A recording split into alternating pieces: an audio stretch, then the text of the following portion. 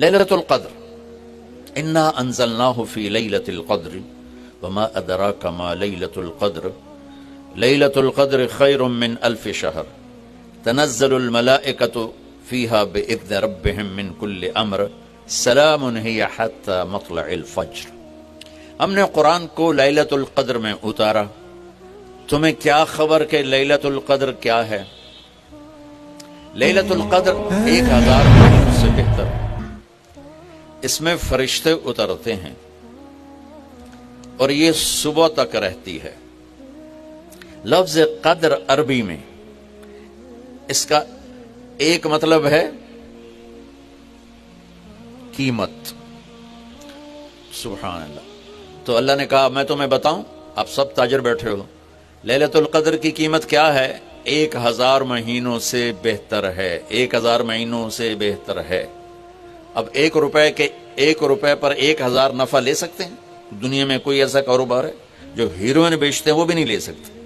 اور میرا اللہ کہہ رہا ہے ایک رات 1000 مہینے، یعنی کوئی 82-83 سال۔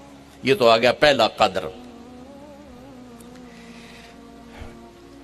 دوسرا اس کا مطلب ہے تنگ پڑ جانا، تنگ پڑ وقت فقدر علیہ رزقہ۔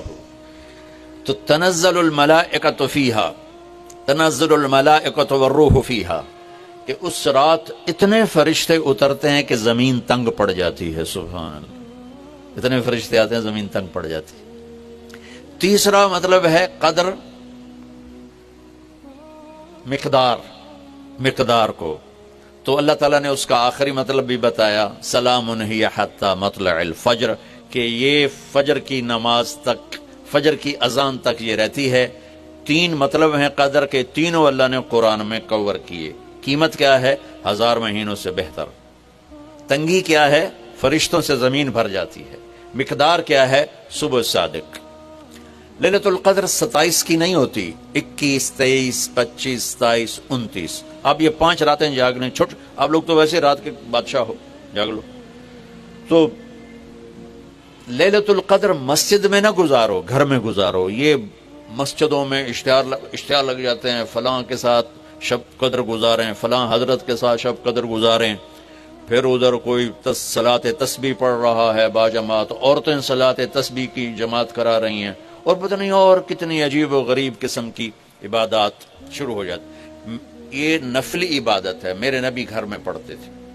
آپ نے اشراق کے سوا ہر نفل گھر پڑھا، ہر سنت گھر میں پڑھی۔ تو آپ لیلۃ القدر کو یہ مستورات بھی آپ بھی اکٹھے ہو کے نہیں منانا، الگ الگ مصلی بچھا کر اپنے اللہ سے رونا دھونا کرو، اپنے اللہ کو منانا کرو، میں بھی کروں آپ بھی کریں۔ نوافل کی جیسے ابھی شب برات گزری تو اشتہار تھے، میں جا رہا تھا ادھر علام آباد میں، ایک جنازہ ہو گیا تھا، تو اشتہار فلاں حضرت کے ساتھ شب برات گزاریں، فلاں مسجد میں شب برات گزاریں، فلاں جگہ شب برات گزاریں۔ بھائی وہ گھر میں منانے کی ہے، مسجد میں نہیں۔ میرے نبی نے نفلوں کو تنہائی میں ادا کیا، فرض کو مجمع میں ادا کیا۔ لیلۃ القدر میں جاگنا نفل ہے، اور پھر جب کٹھے ہو جائیں گے لوگ اور عورتیں تو پھر ساتھ غیبت بھی چلے گی، اور ایک غیبت کا بول ساری رات کو اڑا کے رکھ دے گا۔ مردوں یا عورت کٹھے ہو جائیں غیبت سے تو بچتے نہیں، نہ ہی رک سکتے ہیں۔ سندھ سے ہم بائی روڈ آ رہے تھے، کراچی سے بائی روڈ جماعت تھی، تو وہ راستے میں بڑی غیبت کریں، نوجوان تھے سارے نئے نئے، میں چپ کر کے سنتا رہا۔ جب کوئی 2 دن گزر گئے نا تو ہمارے پاس بڑی وین تھی، میں نے کہا بچوں ایک نصیحت کرتا ہوں کہ غیبت نہ کیا کرو، مذاق کرو، ہنسا کرو، کھیڑا کرو، غیبت نہ کرو۔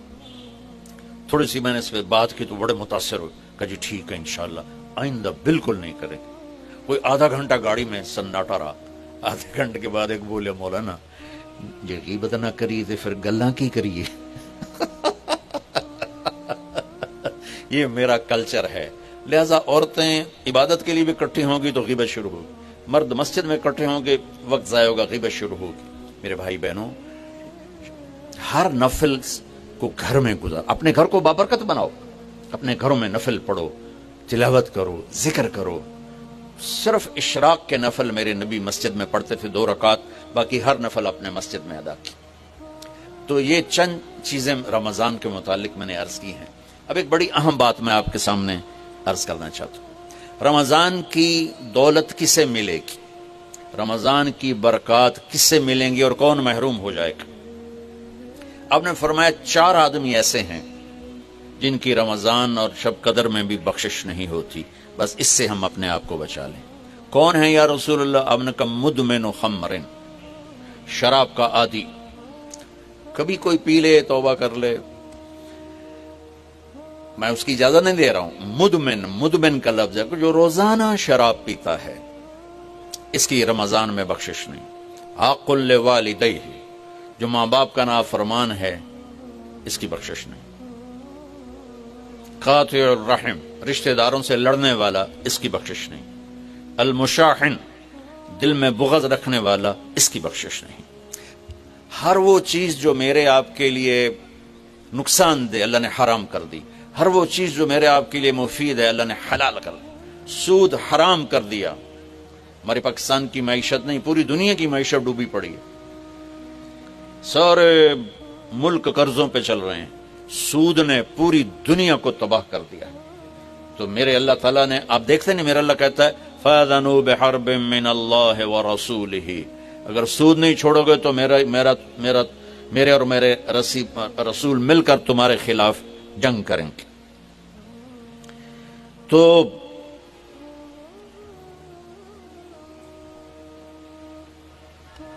ہر وہ چیز جو مضر ہے اللہ اس سے بند، چونکہ سود چند ہاتھوں میں دولت کٹھی کر دیتا ہے اور غریبوں کے چولہے ٹھنڈے ہو جاتے ہیں. یہ اللہ کو ناپسند.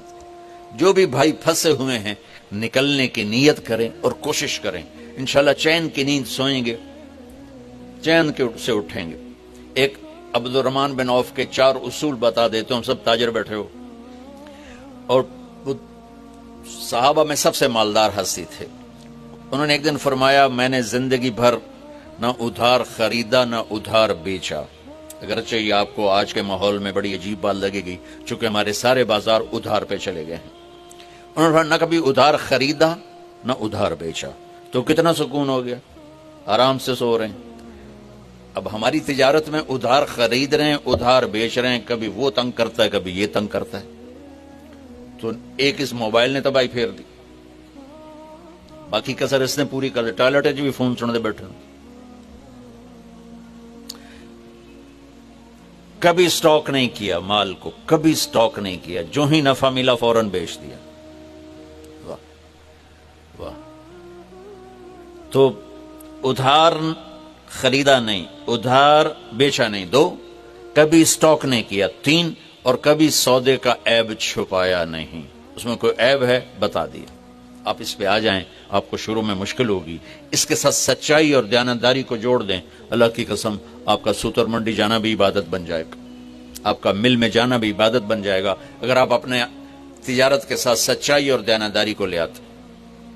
پھر اللہ تعالیٰ نے اس میں غریب آدمی کی کہ روزے اچھے گزر جائیں، عید اچھی گزر جائے، اس کے لیے اللہ تعالیٰ نے صدقہ فطر رکھا ہے. ہم اسے عید کے ساتھ جوڑ دیتے. پہلی رمضان سے دینا چاہیے تاکہ غریب اپنا کوئی روزہ تو رکھ سکے. پہلے رمضان سے 29 رمضان تک جب مرضی دے دیں. اور اگر وہ فطرانہ ادا نہیں کرتا تو اس کے روزے اس کے سر کے اوپر سے بھی نہیں جاتے، وہیں کھڑے رہتے ہیں. اور عام طور پر یہاں اخبار میں ٹی وی پر گندم کے لحاظ سے آتا ہے 2 سیر کڑک دے دو، وہ تھوڑے سے پیسے ہیں، 100-200 روپے ہے. میں آپ کو آپ سب مالدار لوگ بیٹھے ہیں، میں آپ کو اپنے نبی کا صدقہ فطر بتاتا ہوں کہ آپ کیا دیتے تھے. آپ کشمش دیتے تھے، کھجور دیتے تھے، جو بھی دیے ہیں. تو کشمش 3 کلو، بازار میں 3.5 کلو. بازار میں جا کے پوچھیں جو سب سے اچھی کشمش ہو یا پھر درمیانی، گھٹیا نہیں درمیانی اور سب سے اچھی، پتہ کرے وہ کتنی ہے. 1000 روپے کلو ہے، 1500 روپے کلو ہے. آپ کے گھر کے 4 افراد ہیں تو ایک گھر سے 6000 روپیہ غریب کو جائے گا. آج تو 6000 میں ایک ہفتہ نہیں گزرتا. تو اب سب سے عرض کرتا ہوں ویسے بھی خیرات کریں، افطاریاں کروائیں، اور صدقہ فطر کشمش کے حساب سے دیں. یہ آپ سب بھائی بہنوں کی خدمت میں گزارش ہے. اللہ نے آپ کو رزق دیا، خرچ کریں، یہی آپ کے ساتھ جائے گا، باقی سارا ادھر ہی رہ جائے گا.